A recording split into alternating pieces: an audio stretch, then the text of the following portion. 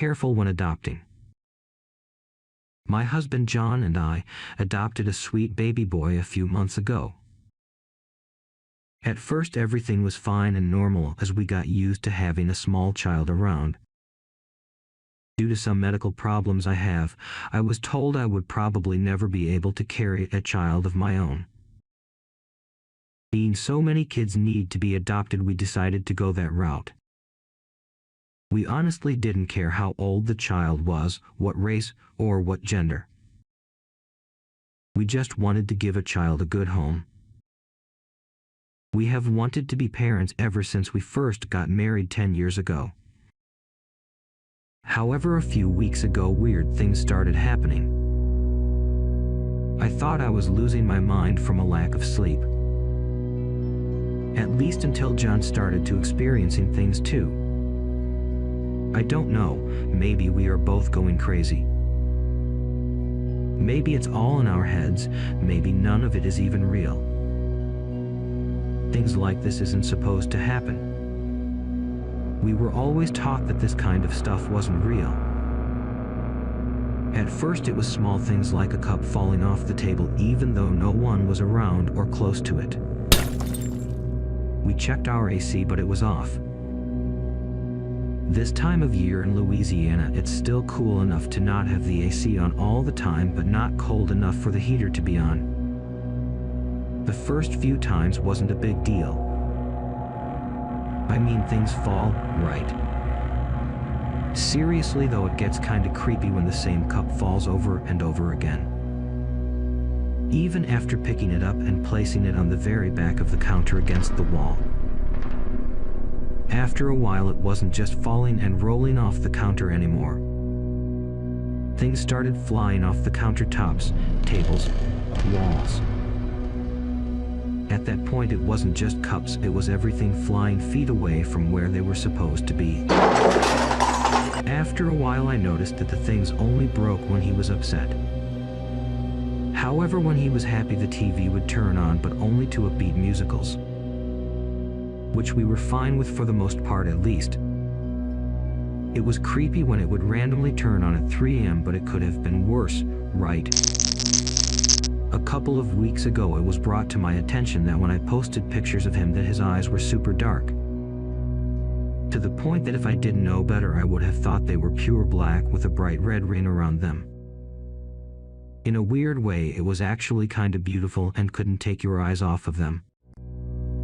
Though in person his eyes just looked a beautiful shade of brown with a small black ring around them. As his hair began to grow out some, his almost light brown hair turned a bright red, almost like flames from a fire. John thought it was cute that he actually looked like he could have been our biological son. We loved him like he was. John has bright red hair and blue eyes, while I have a golden honey color eyes and brown hair. However, I was going through the pictures I have taken of all of us over the past few months. Our son's facial features seem to be changing a lot more than either of us had really noticed. It's almost like he is trying to look like us. Which I know sounds crazy, but I've never seen a child change so much so quickly. A few nights ago, he was really upset about something, but we couldn't figure out what was wrong. I changed his diaper and clothes, tried to feed him, even tried giving him a warm bath. However, as soon as I put him into the water, it started bubbling and became even hotter. It was so hot it burned my hands when I picked him up. Yet nothing on him was burnt or even red. While I was drying him off, his eyes turned blood red. I can't lie, it terrified me in ways I never thought possible. After getting him dressed, I decided we would watch TV in the living room with John. I sat down on one side of the couch with our son in my lap, having his head rest against me. John moved closer to me. As he did, the cabinet doors started rattling a little. The closer he scooted towards me, the louder it would rattle. As John let it into me, all of the glass cups exploded. We both jumped from how loud it was from every glass cup breaking at the same time. It was like an explosion going off in our kitchen. John got up to clean everything up for me. I swear I heard our son laugh, but it wasn't the normal baby kind of giggle. It was deep, even deeper than I've ever heard a man laugh or even talk. It definitely didn't seem natural or even from this world. After John was finished cleaning the kitchen, he sat down next to me again. Within a few seconds, a steak knife from the kitchen stabbed into the back of his arm. After calling an ambulance to take John to the hospital, I called my sister asking her to come over to watch the baby while I went to the hospital with John.